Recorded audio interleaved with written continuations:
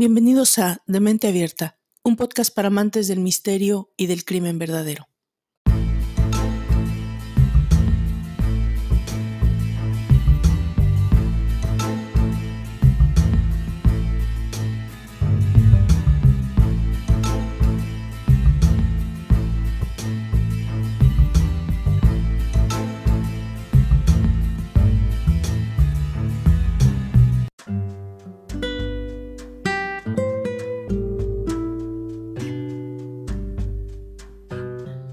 Cada uno de nosotros tiene múltiples facetas de personalidad, muchas formas de actuar, de reaccionar, dependiendo de las circunstancias, los momentos, las personas con las que nos interrelacionamos y, por supuesto, nuestro entorno familiar o social. Todo esto sucede aunque solo tratemos de cultivar o desarrollar una parte. El primero en utilizar la palabra alter ego fue Franz Mesmer, un médico del siglo XVIII que empleaba las prácticas hipnóticas para sus tratamientos cuando detectó que algunas personas cambiaban radicalmente su manera de ser bajo estado de hipnosis. A estas otras facetas que emergían las llamó el otro yo o el alter ego. En principio, la palabra hace referencia a esas otras personalidades que quedan ocultas o que no se manifiestan, pero que habitan en nuestro interior de manera potencial. Literalmente, el ego es el yo y el alter ego es el otro yo. Del primero somos conscientes. Es lo que llamamos nuestra personalidad. Aquellos rasgos que nos definen, nos hacen diferentes de los demás.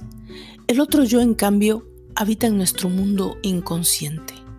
Es ese villano, ese héroe o ese artista que está dormido en nosotros.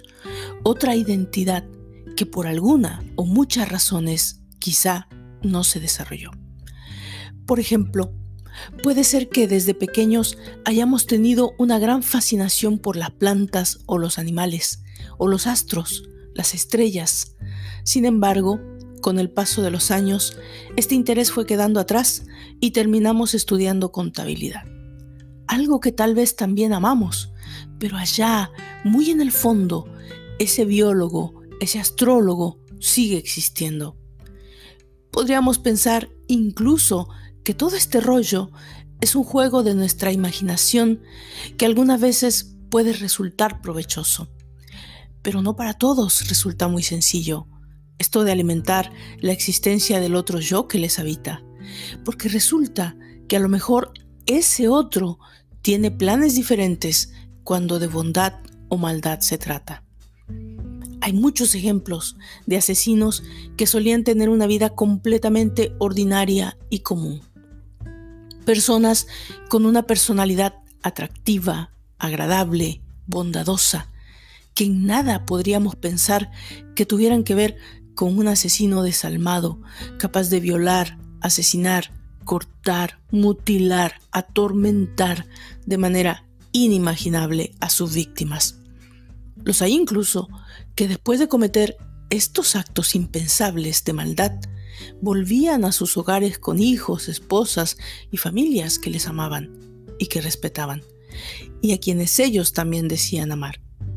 Uno de los que mejor ejemplifican esta retórica es Dennis Rader, mejor conocido como BTK, cuyo acrónimo significa, en traducción, golpear, atar y matar. Seudónimo que él mismo se atribuyó en las muchas cartas que le enviaba a la policía mientras le buscaban. En una de esas misivas escribió: «Me cuesta controlarme cuando ese monstruo entra en mi cerebro. No sé, quizá ustedes puedan pararle. Yo no puedo. Él ya ha elegido su próxima víctima».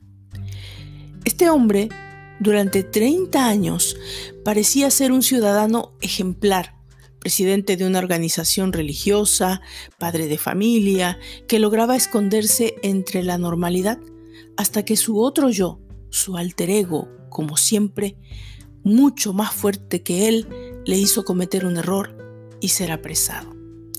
Pero ese es tema de otro podcast. Ya dedicaremos algún capítulo a este infame personaje, no lo duden. Por el momento nos centraremos en una historia diferente en esencia, pero que tiene que ver con las dos personalidades diametralmente opuestas de un hombre de familia, padre amoroso, esposo, trabajador y dedicado, que eligió casarse con su novia de 2 años, formar una familia, tener un empleo bien remunerado y ser felices comiendo perdices hasta que un buen día despierta el monstruo que tal vez siempre vivió en él, escondido en alguna parte de su subconsciente, y comete el peor crimen que un ser humano que se precie de ser puede cometer. Bienvenidos a la 6ª entrega de Mente Abierta, un podcast para amantes del misterio y del crimen verdadero. Pónganse cómodos y prepárense para recibir su dosis de morbo. Yo soy Valdra Torres y esto es Chris Watts, el monstruo de Denver. Los asesinatos de Shanann, Celeste, Bella y Nico.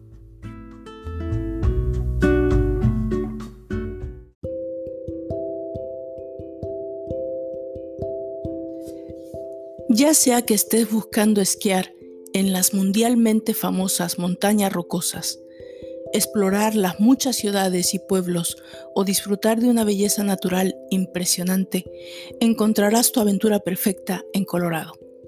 Las 4 estaciones distintas del estado, los 300 días de sol anual y los excelentes valores de vacaciones hacen que este sea el momento perfecto para planificar un viaje. Desde vastas praderas hasta las majestuosas montañas, pasando por ríos y paisajes desérticos, Colorado es diferente a cualquier otro lugar. El estado de mayor altitud en los Estados Unidos ofrece una increíble selección de vida silvestre y maravillas naturales, así como un rico patrimonio cultural que se encuentra en fronteras, ferrocarriles de vía estrecha, museos mineros, fósiles de dinosaurios, antiguas viviendas en acantilados y en el arte de los indios americanos locales. Tribus desde la escalada en hielo hasta las aguas termales. Una estadía en un hotel histórico o un viaje por un pueblo fantasma, el legado occidental de Colorado está en todas partes. Más allá de los rodeos y los ranchos, los visitantes encontrarán una estimulante escena culinaria, con muchos restaurantes, cervecerías, viñedos y bodegas. 25 estaciones de esquí de primer nivel sumergen a los visitantes en la cultura alpina. Los festivales de vida salvaje y los jardines y los senderos pintorescos hacen que sea fácil quedarse al aire libre. La historia que hoy nos ocupa tuvo su desenlace en este escenario, pero su origen se remonta al 2010 en el estado de Carolina del Norte, donde Chris Watts y Shanann Catherine, ambos originarios de ese estado, se conocen por medio de las redes sociales. Según testimonio de la misma Shanann, quien desde los 26 años fue diagnosticada con lupus. El lupus es una enfermedad autoinmune, es decir, el propio sistema inmunitario ataca las células y tejidos sanos por error. Esto puede dañar muchas partes del cuerpo, incluyendo las articulaciones, piel, riñones, corazón, pulmones, vasos sanguíneos y hasta el cerebro. Shanann había luchado siempre contra esta enfermedad, sus consecuencias y aunado a eso, con lapsos de depresión constantes. Chris había llegado a su vida en momentos difíciles, pero ella se había dado la oportunidad de volverse a enamorar. 2 años después, deciden casarse, el 3 de noviembre del 2012, y formar una familia.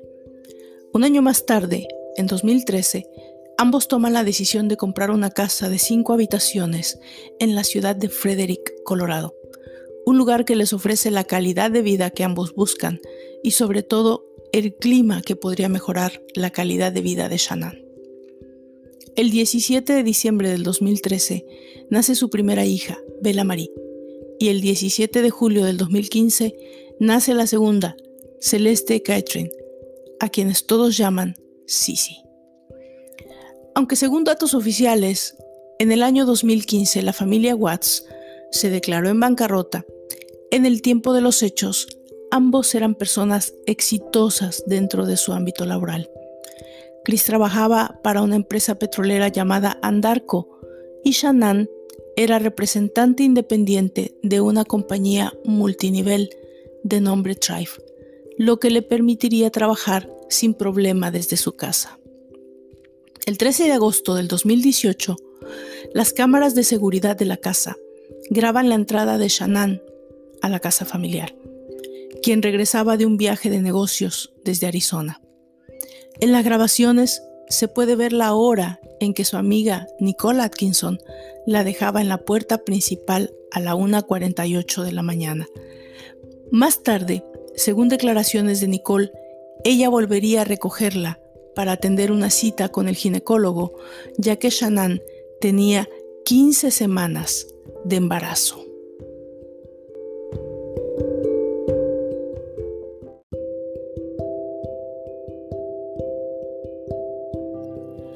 A la hora acordada, Nicole llega acompañada de su hijo para llevar a Shanann a su cita médica. Pero se encuentra con que la casa, al parecer, está vacía. Debido a la estructura de la casa, se puede ver desde afuera que no hay movimiento.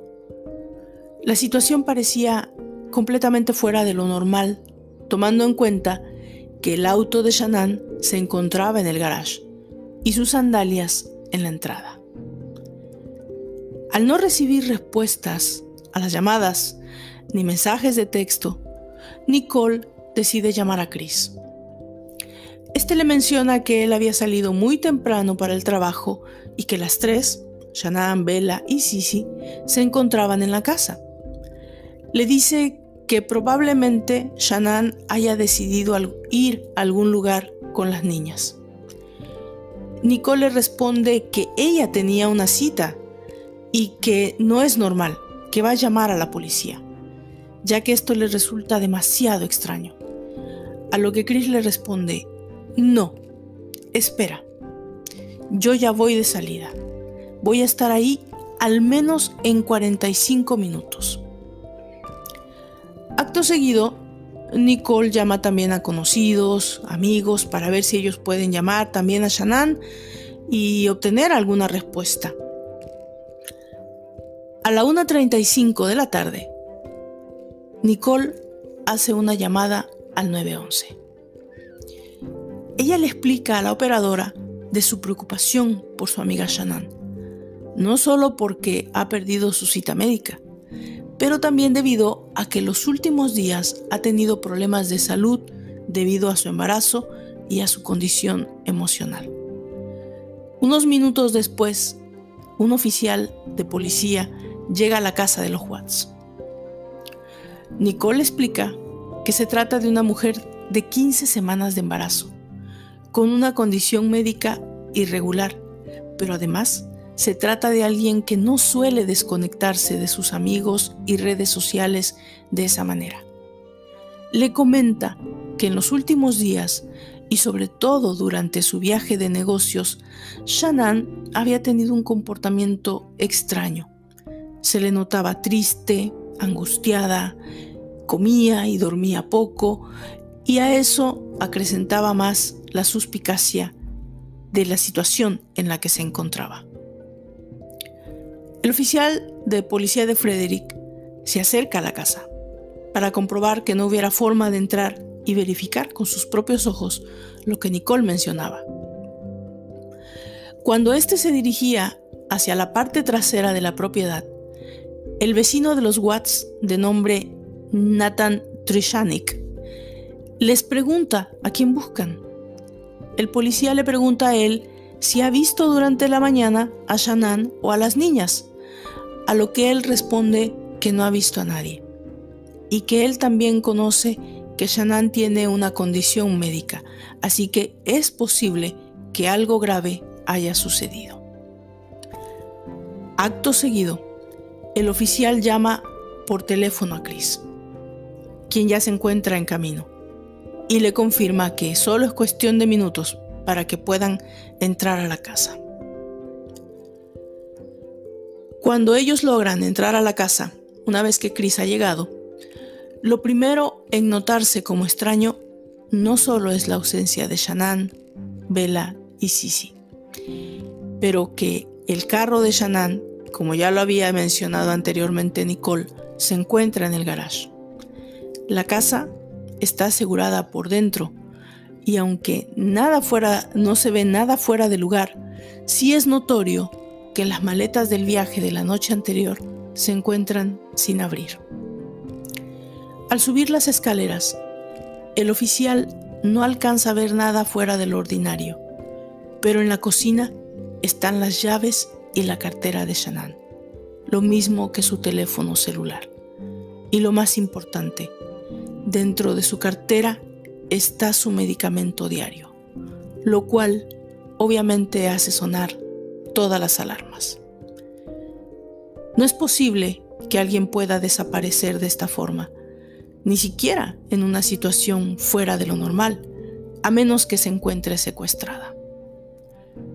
Cuando Chris baja de la recámara con el anillo de bodas de Shanann en su mano, el oficial de policía no tiene más remedio que iniciar un interrogatorio, digamos que informal, pero necesario. El oficial le pregunta si ha habido problemas en el matrimonio, a lo que Chris menciona que están en un proceso de separación. Cuando ambos verifican que tampoco de la recámara de las niñas se ha removido nada, este le cuestiona a Chris acerca de lo que ha pasado la noche anterior. Chris le dice que tuvieron una discusión, pero que nada ha estado fuera de lo normal y que incluso Shanann le dijo que se iba a llevar a las niñas a la casa de una amiga, pero no le dijo a dónde, por lo que él le escribió durante la mañana para preguntarle, pero nunca recibió respuesta. Lo primero en llegar a la mente del oficial es que probablemente después de la pelea con Chris, Shanann pudo llamar a alguien que pudo haberla recogido a ella y a las niñas, pero las probabilidades de que dejara su cartera y su celular son muy pocas. Se trata de una persona que dedica la mayor parte de su tiempo a trabajar desde su computadora o teléfono, a interactuar en las redes sociales, a llamar a sus contactos, a estar en comunicación con todos. Nada, pero nada, tiene sentido en ese momento. Un punto de quiebre está a punto de suceder cuando el vecino, Nathan, entra a la casa y le dice al oficial y a Chris que tiene algo que mostrarles. Su sistema de cámaras ha podido detectar la salida de Chris esa mañana a las 5:17 a.m. Cuando el oficial y Chris entran a la casa de Nathan para ver las cámaras, el vecino nota que Chris actúa de manera extraña. Él les muestra las cámaras, las grabaciones, donde se puede observar que Chris entra y sale de manera repetida para poner cosas en la parte trasera y delantera de la camioneta. Esto no tendría mayor relevancia si no se hubiera puesto de manifiesto el nerviosismo de Watts mientras observan las grabaciones. Pero además, la importancia de estas grabaciones es que no muestran en ningún momento, después de Chris irse, entrar a nadie o salir a nadie de la casa. Además de dar una medida de tiempos desde que Chris se fue hasta que la amiga de Shanann, Nicole, llega por ella. En ese momento, el oficial le menciona a Chris que los detectives han llegado y que tal vez tenga que hablar con ellos y llamar a los bancos para ver si ha habido alguna actividad bancaria durante ese tiempo. Inicia entonces una investigación en forma. Una de las cosas más relevantes durante este tiempo fue que Chris se comporta de manera cooperativa, permitiendo en todo momento el acceso de los detectives a la casa, quienes inician, como todas las investigaciones de desaparición, registrando los sitios de relevancia, haciendo un rastreo en el vecindario, no solo con los perros y medidas de vigilancia, pero haciendo preguntas a los vecinos, amigos y conocidos de la familia Watts. Todo dentro de la casa estaba organizado y limpio. Nada parecía fuera de lugar, excepto que en la recámara de Shanann faltaba la sábana superior de la cama. Fuera de eso, nada dentro de la casa hacía sospechar de alguna acción de violencia o sangrienta. El FBI también toma cartas en el asunto. Inician buscando en el pasado de Chris, quien no tenía ningún récord criminal y, por supuesto, tampoco historia de abuso o mal comportamiento. A las 28 horas de la desaparición de Shanann, Bella y Cissy, los medios hacen eco de la noticia. Y la primera imagen en la televisión es la de Chris Watts pidiendo que vuelvan a la casa. Lo que los investigadores y todos los que vimos esa grabación observamos en la primera aparición de Chris en la televisión era a un hombre extremadamente tranquilo, hablando de la pelea que tuvo con su esposa y diciendo abiertamente que fuera de eso solo quería ver que las tres volvieran al hogar. Esto resultaba lo más difícil de comprender, incluso sabiendo que todos tenemos diferentes formas de reaccionar en circunstancias especialmente difíciles. Los investigadores saben de inmediato que tienen que hacer un interrogatorio formal a Chris Watts. 30 horas después de la desaparición de Shanann y sus dos hijas, Chris es llamado a hacer una declaración oficial. Para los investigadores es importante no hacer un juicio inicial. Deben tener en cuenta que necesitan de la cooperación de la última persona que vio o interactuó con Shanann y las niñas. No pueden condenar a Chris solo por no mostrarse sensible o por su aparente tranquilidad. Es llevado entonces al salón de interrogatorios, haciéndole saber que estaba en su derecho de detener en cualquier momento el interrogatorio y que también le pedirían después hacer un examen poligráfico, cosa que él acepta. A la pregunta, ¿qué crees que le pasó a tu familia?, él menciona que al principio solo pensó que Shanann se había llevado a las niñas, que había alguien más pasado por ellas, pero que a estas alturas él estaba convencido de que las habían secuestrado.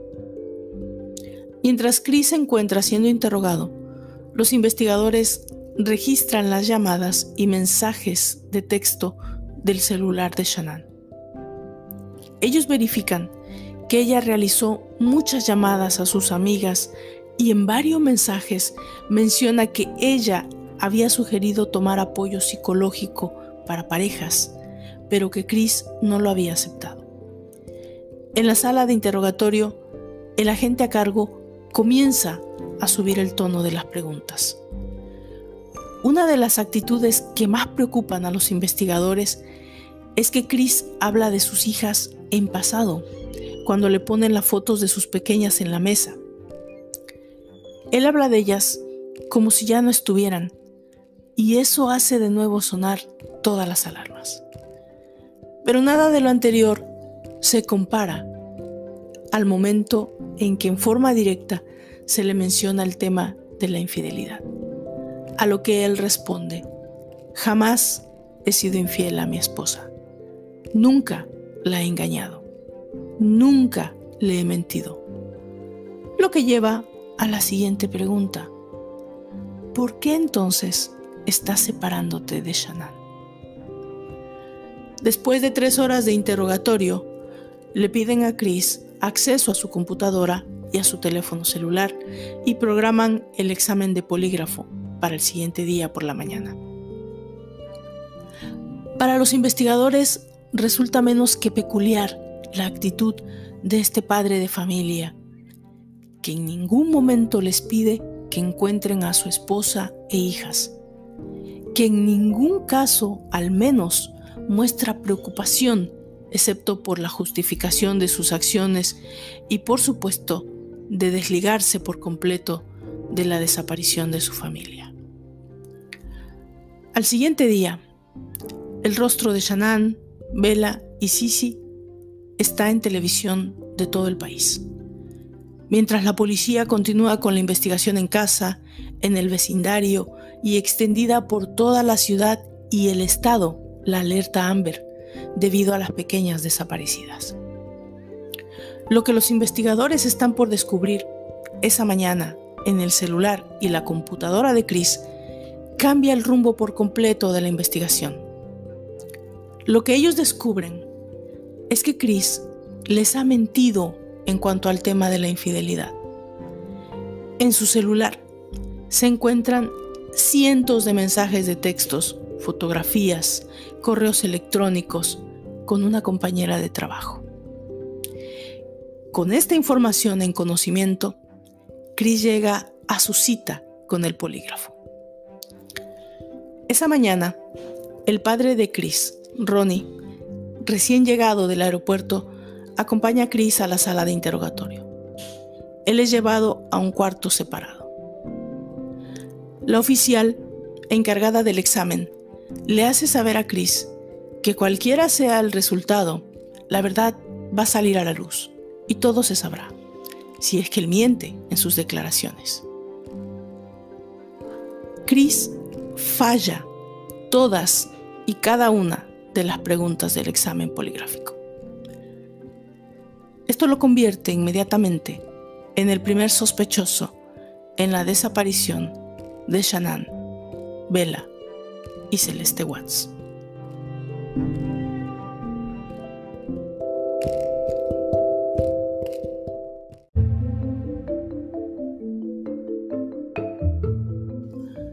Siguiendo la línea de tiempo, desde la desaparición de Shanann y las niñas, las autoridades investigan el lugar de trabajo de Chris. El lugar o lugar de trabajo de Chris Watts es un campo de contenedores de petróleo llamado Oil Well Servi 319.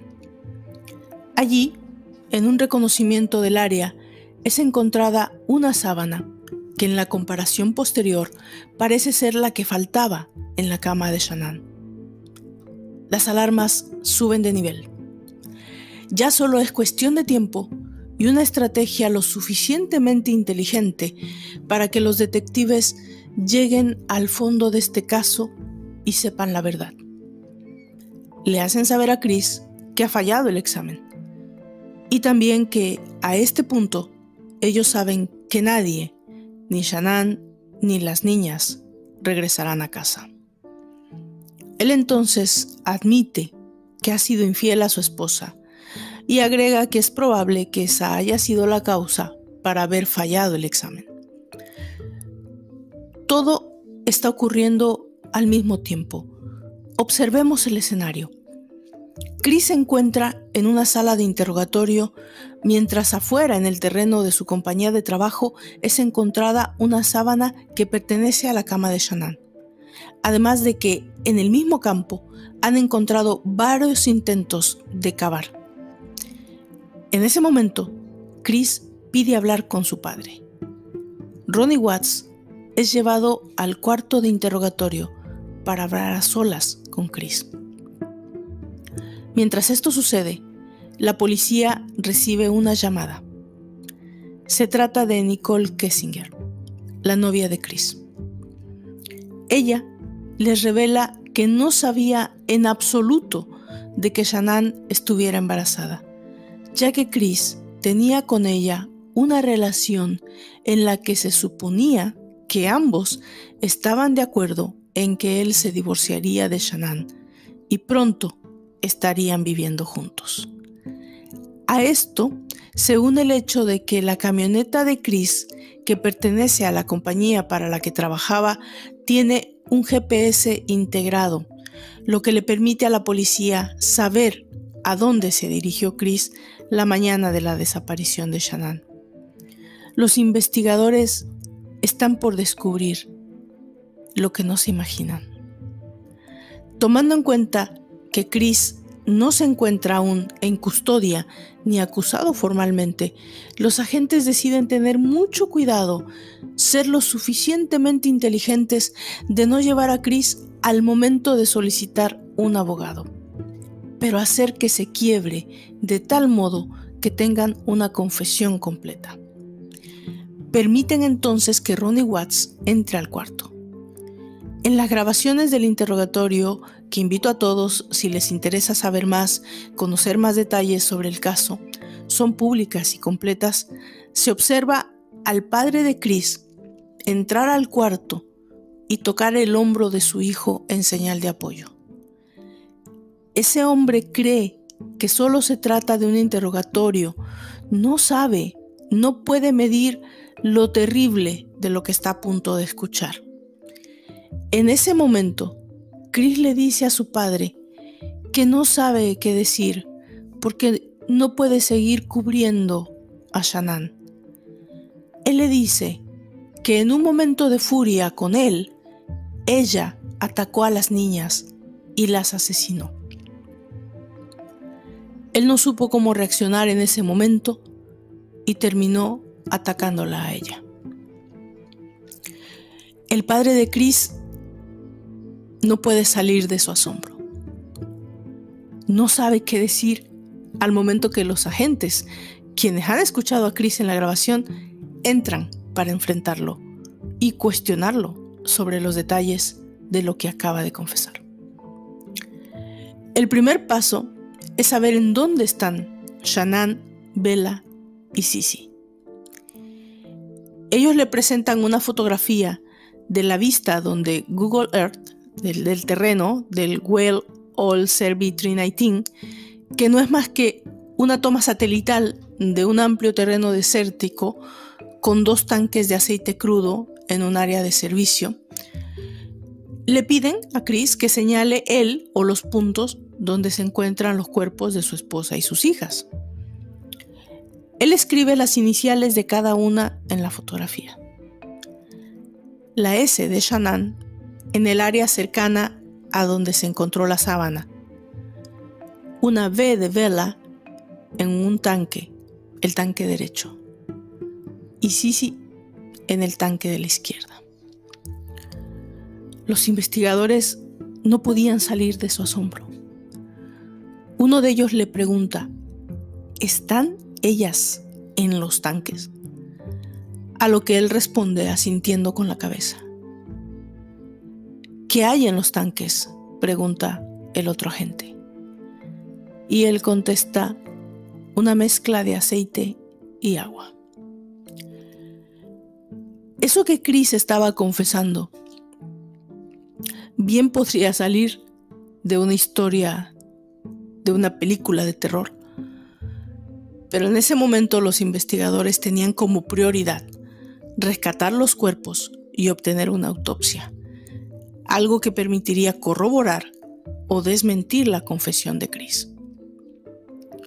Mientras es puesto en custodia, al amanecer del día siguiente, en una conferencia de prensa se hace pública la noticia de que Shanann, Bella y Celeste han sido encontradas, pero sus cuerpos aún no han sido recuperados. Las imágenes que pude observar durante la investigación de este caso, durante la recuperación de los cuerpos, debo confesar que me dieron muchos días de incredulidad, de una sensación de tristeza infinita, nada de lo que cualquiera puede imaginarse. El cuerpo de Shanann fue recuperado fácilmente. Chris se había tomado muy poco tiempo y esfuerzo para enterrarlo. En el caso de las niñas, había que hacer un esfuerzo mayúsculo. Se trataba de 2 inmensos tanques que contenían una mezcla de petróleo crudo y agua. Tanques de inmenso tamaño con una tapa superior de no menos de 8,5 pulgadas de diámetro. Lo que hace imposible de imaginar la forma en la que esas pequeñas tuvieron que ser colocadas para caber lo suficiente y caer dentro del tanque. lo que obviamente te hace pensar de inmediato que sus huesitos, sus hombros, tuvieron que ser forzados para ser insertadas. Durante la autopsia se pudo comprobar que Shanann había muerto por asfixia. Fue estrangulada con las manos y, según el médico forense, ella fue la primera en morir. De manera que no hubiera podido nunca ser ella quien asesinara primero a las pequeñas, lo que echaba por tierra la confesión de Chris Watts. A la luz de las evidencias, Chris Watts decide confesarse culpable de todos los cargos y tal vez de esta manera evitar la pena capital.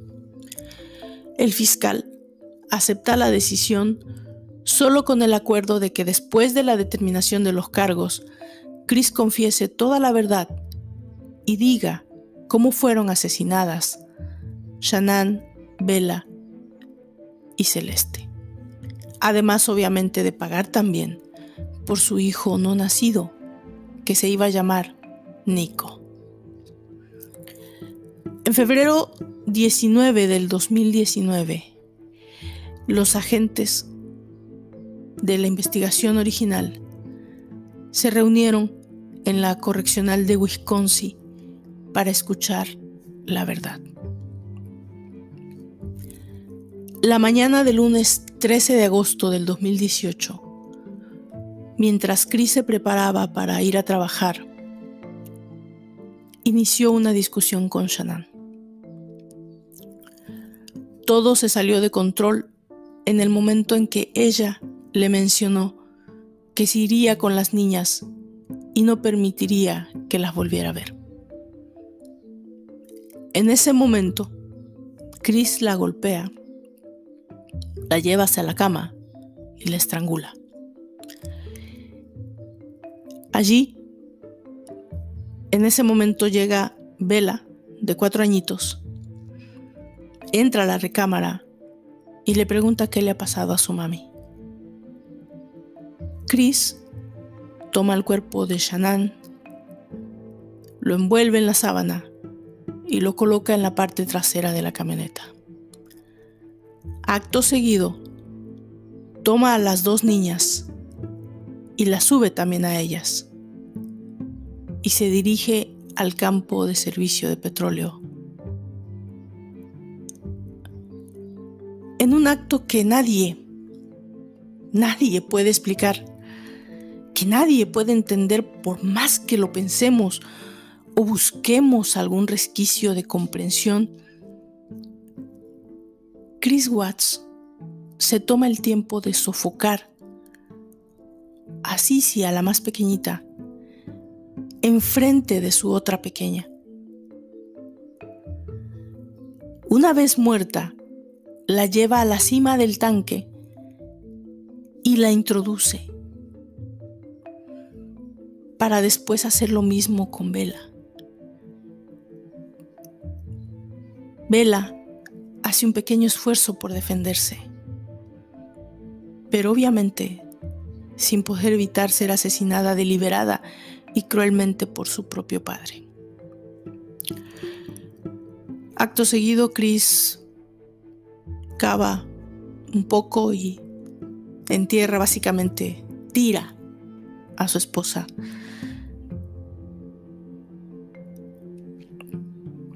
Shanann. Chris tuvo 1 hora y media,